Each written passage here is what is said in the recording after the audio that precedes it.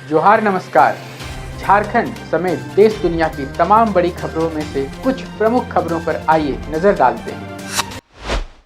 जोहार दर्शकों, स्वागत है आपका आज के ताज़ा समाचार बुलेटिन में। हम आपके लिए लेकर आए हैं झारखंड और देश दुनिया की बड़ी एवं महत्वपूर्ण खबरें। तो चलिए बिना देर किए शुरू करते हैं। सबसे पहले बात झारखंड की।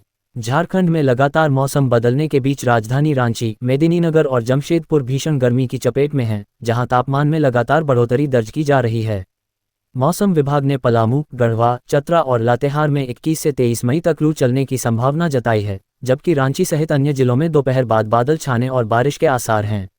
आगामी 23 मई को रामगढ़, हजारीबाग और धनबाद समेत कई जिलों में 60 किलोमीटर घंटा की रफ्तार से आंधी और वज्रपात को लेकर ऑरेंज अलर्ट तथा रांची व अन्य क्षेत्रों के लिए येलो अलर्ट जारी किया गया है।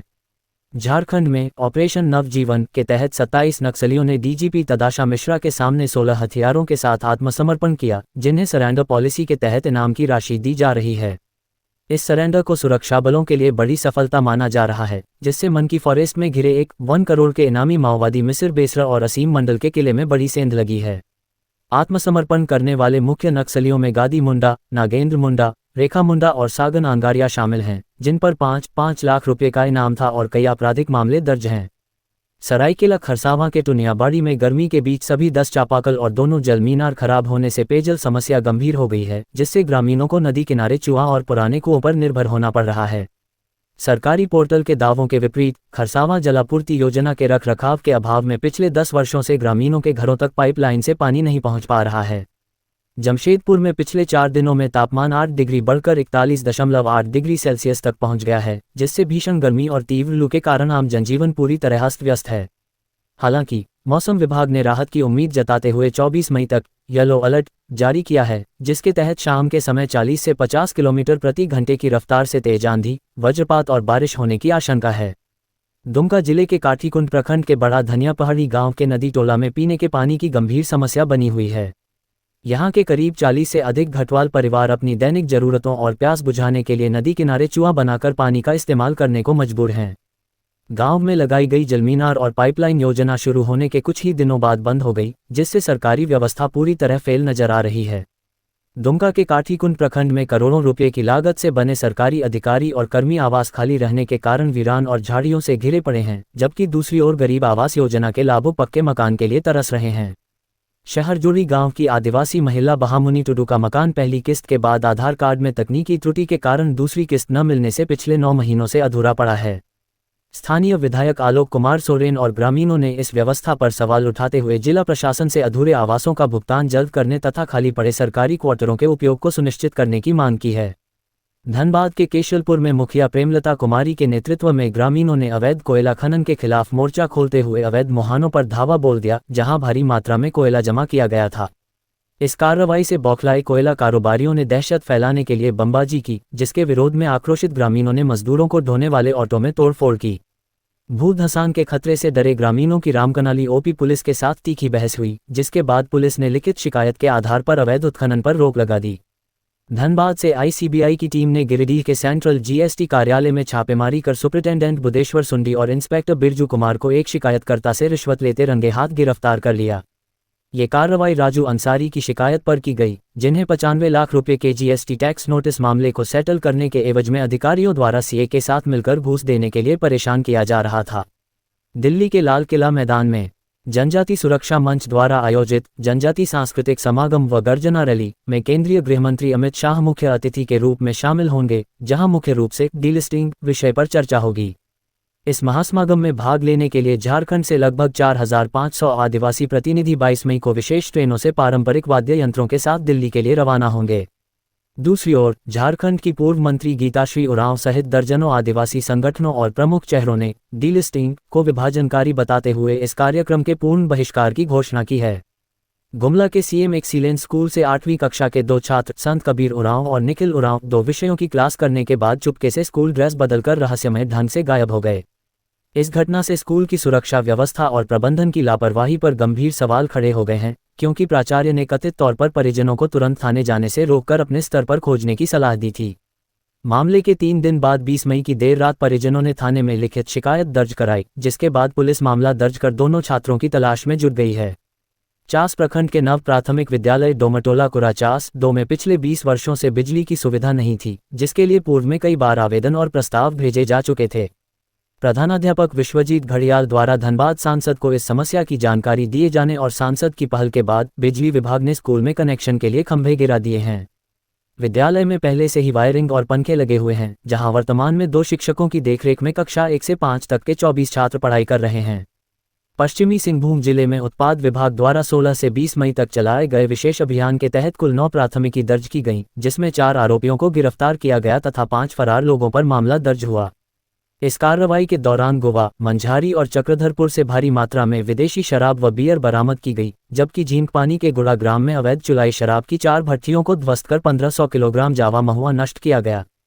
पलामू जिले के हरिहरगंज थाना क्षेत्र के भगत तेंदुआ में अज्ञात चोरों ने अपना इंडेन ग्रामीण वितरक के गैस गोदाम का ताला तोड़कर 275 भरे हुए एलपीजी सिलेंडर चुरा लिए। इतनी बड़ी खेप की चोरी के लिए किसी बड़े वाहन के इस्तेमाल की आशंका जताई जा रही है, जिसे लेकर पुलिस प्राथमिकी दर्ज कर सीसीटीवी फुटेज खंगालने और संदिग्धों की तलाश में जुट गई है।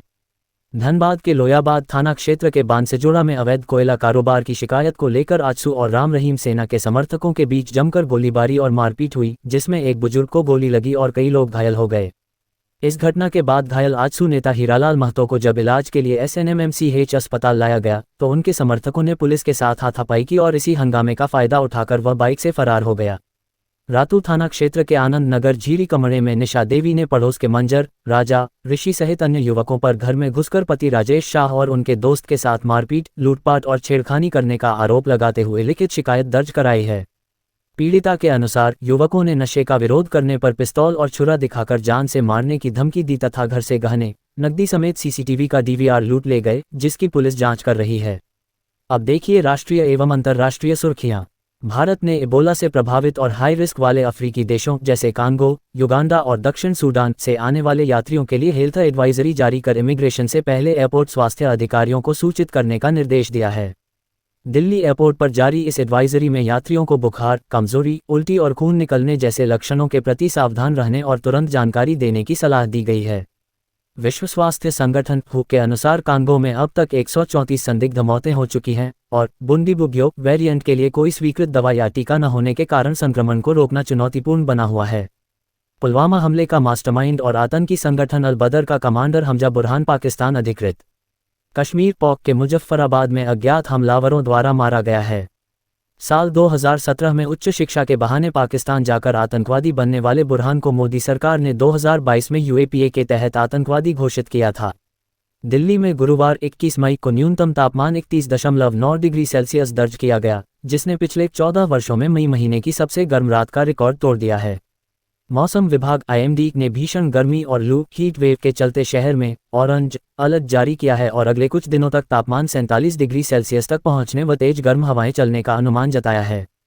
भारत और इटली के संबंध स्वतंत्रता और लोकतंत्र के मूल्यों पर आधारित एक विशेष रणनीतिक साझेदारी में बदल चुके हैं, जिसका लक्ष्य दोनों देशों की औद्योगिक, तकनीकी और सांस्कृतिक पूरक शक्तियों का बेहतर उपयोग करना है।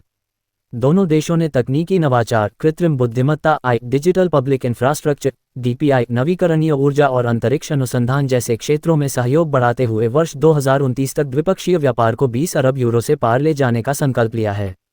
ये साझेदारी इंडो मेडिटेरेनियन क्षेत्र और भारत मध्य पूर्व यूरोप आर्थिक गलियारा IMEC के माध्यम से हिंद महासागर को यूरोप से जोड़ती है, जो मानव गरिमा और वैश्विक समृद्धि की रक्षा के साझा दृष्टिकोण को दर्शाती है। भारत के मुख्य न्यायाधीश की युवा कॉकरोच की तरह हैं वाली टिप्पणी से आहत होकर अभिजीत दिप्के नामक युवा ने सोशल मीडिया पर व्यंग्यात्मक रूप से कॉकरोच जनता पार्टी नामक आंदोलन की शुरुआत की। इस डिजिटल अभियान ने रातों रात व्यापक रूप ले लिया और मात्र 5 दिनों में इसके इंस्टाग्राम पर 1.25 करोड़ से अधिक फॉलोअर्स हो गए तथा वेबसाइट पर 3.5 लाख से अधिक लोगों ने सदस्यता ली। पार्टी ने अपने 5 सूत्रीय घोषणा पत्र में न्यायाधीशों को सेवानिवृत्ति के बाद राज्यसभा सीट न देने, दलबदलू नेताओं पर 20 साल का प्रतिबंध लगाने और महिलाओं को 50% आरक्षण देने जैसी मांगें शामिल की हैं। नीट पेपर लीक मामले को लेकर कांग्रेस पार्टी ने जयपुर में बीजेपी मुख्यालय की ओर विरोध मार्च निकालकर शिक्षा मंत्री धर्मेंद्र प्रधान के इस्तीफे की मांग की है। कांग्रेस का आरोप है कि बीजेपी लाखों बच्चों के भविष्य से खिलवाड़ कर रही है और इस पेपर लीक में शामिल लोगों के खिलाफ कार्रवाई करने के बजाय उन्हें बचाने की कोशिश कर रही है। अमेरिका और ईरान के बीच जारी तनाव को कम करने के लिए बातचीत के प्रयास जारी हैं, जिसके तहत ईरान को अमेरिका से एक नया प्रस्ताव मिला है और अमेरिकी राष्ट्रपति डोनाल्ड ट्रंप ने फिलहाल सैन्य हमले को टाल दिया है। ईरान के राष्ट्रपति मसूद पेजेश्कियान ने सम्मानजनक बातचीत और समाधान के लिए रास्ते खुले होने की बात कही है। हालांकि दोनों देशों के बीच ईरान के परमाणु कार्यक्रम को लेकर मुख्य गतिरोध अभी भी बना हुआ है। ईरान युद्ध को लेकर अमेरिकी राष्ट्रपति डोनाल्ड ट्रंप और इजरायल के प्रधानमंत्री बेंजामिन नेतन्याहू के बीच फोन पर तीखी बातचीत हुई, जिसमें आगे की रणनीति को लेकर दोनों के मतभेद सामने आए। नेतन्याहू ईरान की सैन्य क्षमता और बुनियादी ढांचे को कमजोर करने के लिए दोबारा हमले शुरू करने के पक्ष में हैं, जबकि ट्रंप फिलहाल बातचीत और समझौते के रास्ते को प्राथमिकता दे रहे हैं। ट्रंप के अनुसार स्थिति अभी बिल्कुल निर्णायक मोड़ पर है और यदि मध्यस्थों के जरिए चल रही बातचीत से संतोषजनक जवाब नहीं मिला तो अमेरिका युद्ध दोबारा शुरू करने के लिए पूरी तरह तैयार है। प्रधानमंत्री नरेंद्र मोदी की इटली यात्रा के दौरान दोनों देशों के बीच संबंधों को विशेष रणनीतिक साझेदारी के स्तर तक बढ़ाने और व्यापार व तकनीक जैसे क्षेत्रों में सहयोग पर सहमति बनी है। इस दौरे के दौरान इटली की पीएम जॉर्जिया मेलोनी ने पीएम मोदी के सामने हिंदी में परिश्रम ही सफलता की कुंजी है कहकर सबका ध्यान खींचा, जिसका वीडियो सोशल मीडिया पर काफी वायरल हो रहा है।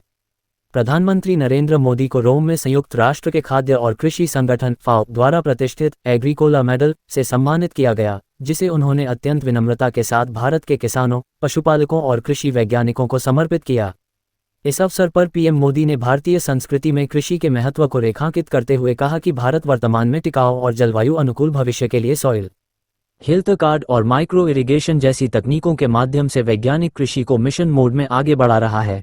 ईरान की Islamic revolutionary guard corps (IRGC) ने अमेरिका और इजरायल को चेतावनी दी है कि दोबारा हमला होने पर युद्ध का दायरा मिडिल ईस्ट से बाहर तक फैल जाएगा। दूसरी ओर, अमेरिकी राष्ट्रपति डोनाल्ड ट्रंप ने ईरान के समझौता करने के लिए बेताब होने का दावा किया है, जबकि अमेरिकी सीनेट ने राष्ट्रपति की ईरान में सैन्य कार्रवाई की शक्तियों को सीमित करने वाले प्रस्ताव को मंजूरी दे दी है। ये थी आज की बड़ी खबरें। अगर आप ऐसे ही अपडेट्स पाना चाहते हैं तो हमारे YouTube चैनल को सब्सक्राइब करें, Facebook पेज को लाइक करें और इस वीडियो को लाइक एवं शेयर जरूर करें। फिर मिलेंगे अगले बुलेटिन में, तब तक के लिए जोहार और नमस्ते।